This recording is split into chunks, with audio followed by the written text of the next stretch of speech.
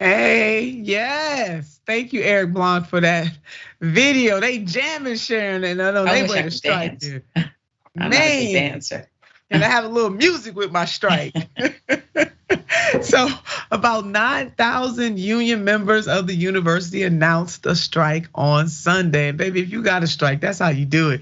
And those union members include members of Rutgers, American Association of University Professors, American Federation of Teachers, Rutgers Adjunct Faculty Union, AAUP, Biomedical and Health Sciences of New Jersey. This is really good. This reporting is coming from the Common Dreams.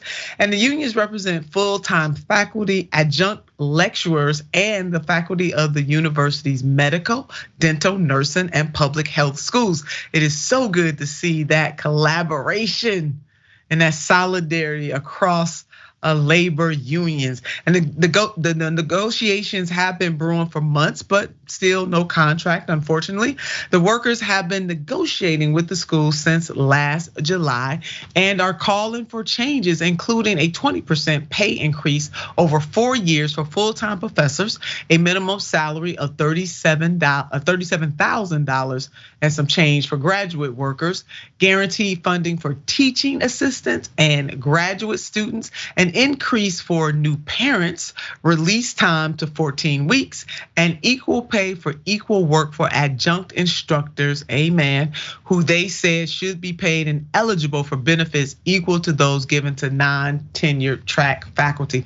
And I agree with them on that, Sharon. Before I was tenured at Cuyahoga Community College, which I know you remember well. Of course I do. Cuyahoga, where futures begin. That's right. That's my institution. I actually got my start there. I started my college journey at that community college.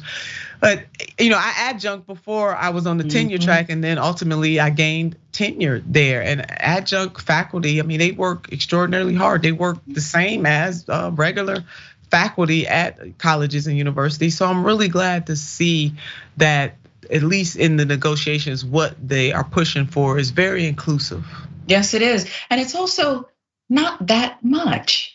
Cuyahoga Community College got something special in you. Why shouldn't these institutions pay a little bit? You would think, running down that list, because they're asking for, again, I think it's so little, you'd be bitter after all this time we've been together. They're not bitter. That's what I liked about how you opened this. They're having a party. We're here to stay. We just want to hold you accountable and get what's fair. We're not, stop this lie about, this union's one that they just want what's fair. Yeah. And that list you read is just so fair. That's it, Sharon. Fair. That's all they asking for is fair. And of course, a lot of people are weighing in on this, Sharon. A lot of people, both great and small people who are known and unknown. But one of the known personalities weighing in on this is Bernard Sanders from the great state of Vermont. And the senator tweeted this out: I stand in solidarity with the 9,000 RUAAUP faculty and graduate student workers on strike at Rutgers University. These workers deserve a good contract with fair pay and benefits now. Yes, that kind of gives you a boost when you have somebody like Senator Bernard Sanders saying to the world and saying to folks, I'm standing with these everyday workers, Sharon. It's so good to see it. And you know what? When people get discouraged, they got to go back and play that video. And going on strike is a sacrifice. I think people forget that sometimes. They don't get any pay at all, not even the little bit of pay that they do get. And you don't get any benefits either. I mean, when you go on strike, you really are making a grand sacrifice. Yeah, you are. And I know that, members of Congress, and thank you for, Senator Sanders there, tend to be wealthier, but not all of them. There's so many members of Congress. I don't know why he's the one who has to tweet that out, that support, and doesn't have anybody else to say, you know what?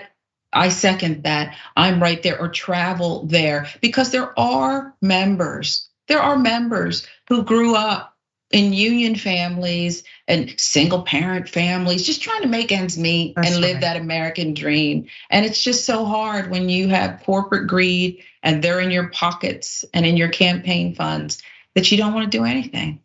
Yeah, it is extraordinarily hard. Well, thank God that Senator Bernard Sanders doesn't take that kind of money. He don't have to answer to owner donors. In both of our campaigns, 2016 and 2020, raised grassroots money, shocked the entire political world because they did not think It could be done. That's right, Sharon. It can be done. Where there is a will, there is a way.